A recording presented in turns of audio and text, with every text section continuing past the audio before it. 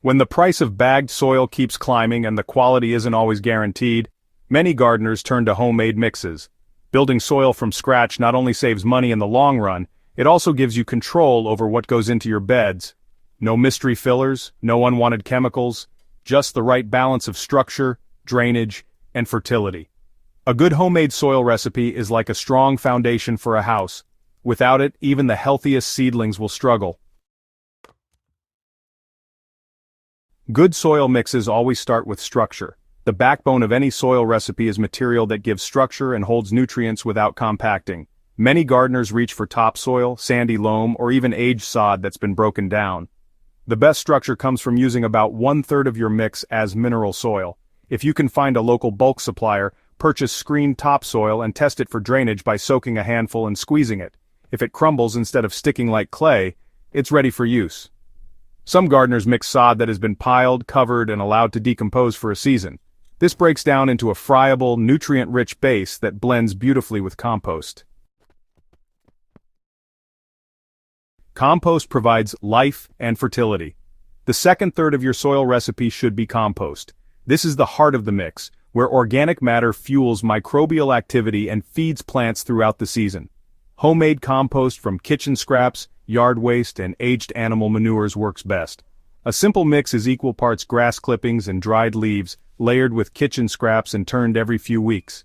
By the following spring you'll have dark, crumbly material ready to sift and add directly into your raised beds. For gardeners without a pile large enough, municipal composting programs often offer free or low-cost finished compost that can be mixed into your recipe. For a 4 by 8 foot raised bed, expect to need about 6 to 8 wheelbarrows of compost as part of your base mix. Drainage and aeration are just as important as nutrients. The third element of a balanced homemade soil recipe is drainage. Vegetables need roots that breathe, and heavy soil suffocates them. Perlite is a common solution, but it can be expensive. Alternatives include coarse sand, vermiculite, rice hulls, or even finely crushed charcoal known as biochar. The goal is to keep roughly 1/3 of your mix devoted to aeration. For example, in a wheelbarrow you could combine 1 shovel of compost, 1 shovel of topsoil, and 1 shovel of coarse sand. Blend thoroughly before filling the raised bed. Adjusting ratios to crop needs makes a big difference. Not every plant thrives in the same soil mix, so once you've established a base recipe of 1/3 soil, 1/3 compost, and 1/3 aeration material, you can adjust. Root crops like carrots and beets prefer a lighter mix, so increase the sand or perlite by 10% and reduce the compost slightly. Leafy greens thrive in nitrogen-rich soils, so top dress with composted chicken bedding or rabbit manure before planting. Tomatoes, peppers, and heavy feeders prefer deeper, richer soil.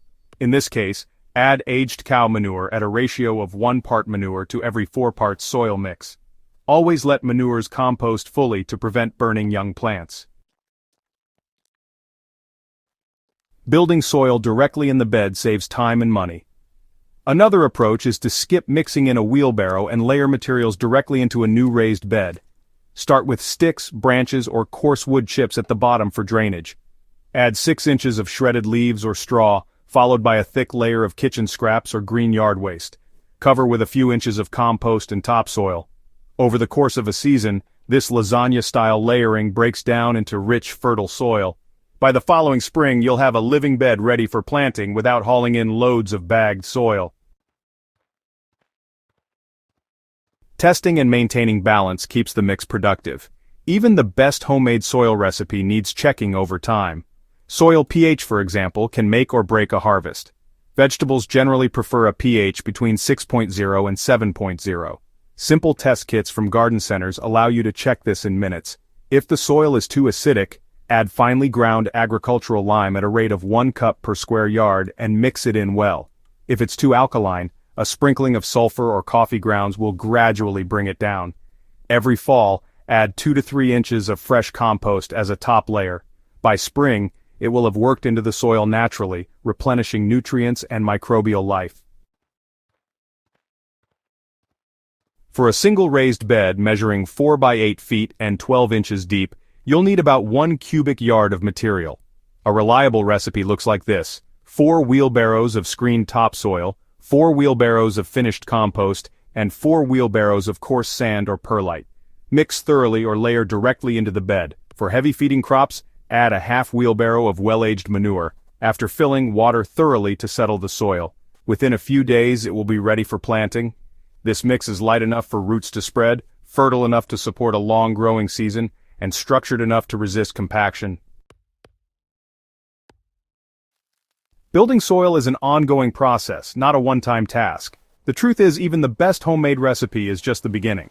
Soil evolves with each season, gaining life as you add compost, mulch, and organic matter. Think of your recipe as a starting point, then improve it year after year. The investment you make now will reward you with healthier plants, fewer problems, and higher yields than any bagged soil could ever promise. Homemade soil recipes give you control, save money, and connect you directly to the health of your garden. Whether you mix wheelbarrow batches or build soil right inside your raised beds, the key is balance. Equal parts structure, fertility, and aeration, adjusted to the crops you grow. If you found this guide useful, subscribe to Hydro Haven and share it with other gardeners who want to break free from costly bagged soils. Together, we can build gardens from the ground up, literally.